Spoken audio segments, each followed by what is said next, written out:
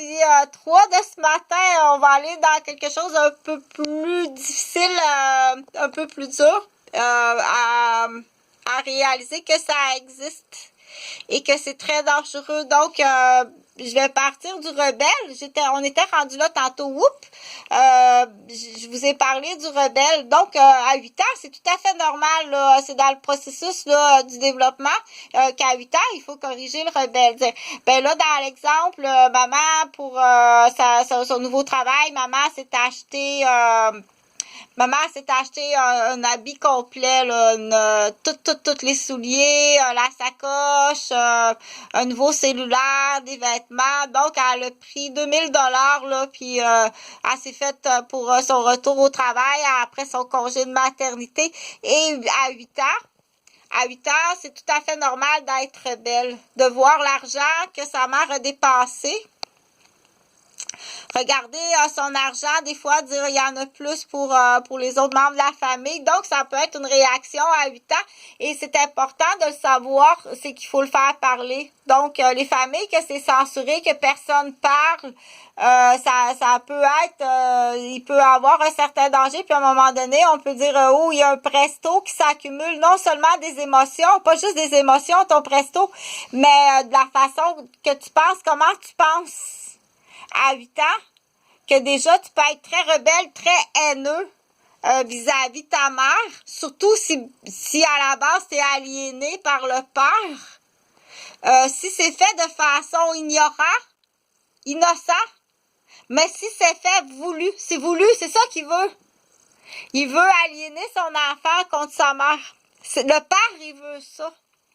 Il veut que ses enfants détestent leur mère. Donc, c'est un vieux plan du Québec qui s'appelle Papa t'aime. Je veux que tu sois très attentif. Papa t'aime, il existe depuis longtemps. C'est un plan, c'est très illégal, bien entendu. Ça commence à peu près de la même façon ce que j'ai expliqué tantôt là, dans la vidéo 2. Ça joue aux cartes dans un sous-sol, ils sont jeunes. Ils ont l'âge rebelle. Des fois même, ils ont un délit de fuite là, qui est caché. Il y a des menteries, ça part des menteries. C'est du gangstérisme, c'est des associations criminelles de gangstérisme. Ils prennent des décisions, puis dans ces décisions-là, il peut y avoir même du monde instruit. Très instruits qui vont être complices dans ces décisions-là. Ils vont être anti-famille, où ils vont dire non, hey, ça n'a aucun bon sens, là. Ça n'a aucun bon sens de la façon que la madame, elle élève ses enfants. Donc, il y a eu un groupe qui s'est développé qui s'appelle Papa t'aime. Ils ont développé ce groupe-là, mais comme ça, de façon générale. Très rapidement, dire, bon, cette femme-là, on va la classer, cette femme-là, on va la classer, cette femme-là, on va la classer. Mais à la base, souvent, ces hommes-là sont en délit de fuite. C'est des déficients, parce qu'automatiquement, il faut être déficient, penser comme ça. Il ne faut pas être instruit, il faut être déficient. Ils sont en délit de fuite. Ou ils sont en vengeance. Mais il y a une chose qui est sûre, c'est qu'il y a quelque chose qui n'est pas normal dans le cerveau de ces hommes-là, qui sont une association de criminels. Si tu t'es laissé tenter dans cette association de criminels-là, au Québec, ça existe depuis au moins, au moins, ça doit exister depuis au moins une 60aine d'années que ce groupe-là existe.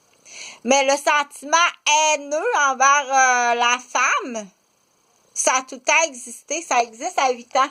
C'est normal, c'est terrible hate. Mais il faut en rire. Faut en rire, sauf que c'est sûr que si terrible hate, le terrible 8 ans rebelle, parce qu'il commence à calculer des sous, il calcule des sous, là, puis c'est terrible hate. C'est sûr que s'il y a toute une gang de mon oncle, le père, les voisins, qui rabaisse la mère, puis qui prend pas défense à sa maman, là, c'est là qu'on dit tu dois défendre ton épouse contre ton terrible hate. Normalement, parce que c'est un processus normal.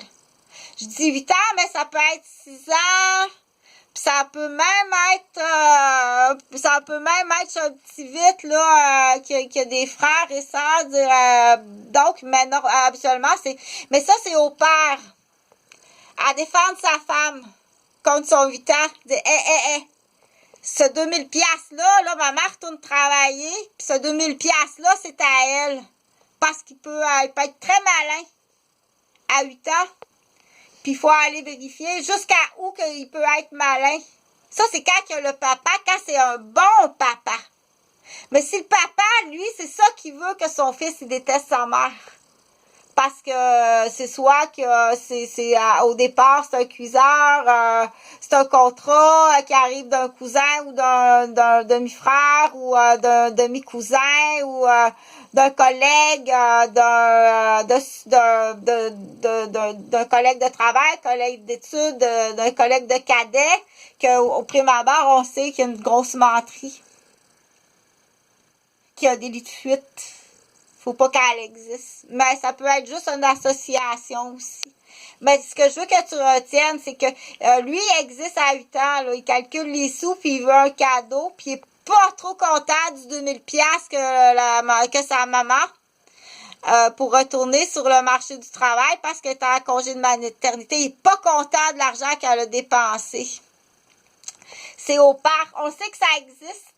C'est ça, l'instruction puis l'éducation, c'est important. OK? On sait que ça existe. Parce que c'est pas trop bien calculé, là, qu'avec si maman retourne sur le marché du travail, là, on va donner chacun 50 000 à Jonathan puis à Jean-Frédéric, là. Parce qu'on continue virtuellement.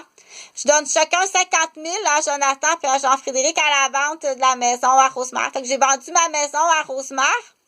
Puis je donne 50 000 à Jonathan. Puis 50 000 à Jean-Frédéric. Sous tutorat, bien entendu. Sous tutorat. Mais c'est sûr que si le père, c'est une pierre. Si le père, c'est une pierre, ça passe pas, là.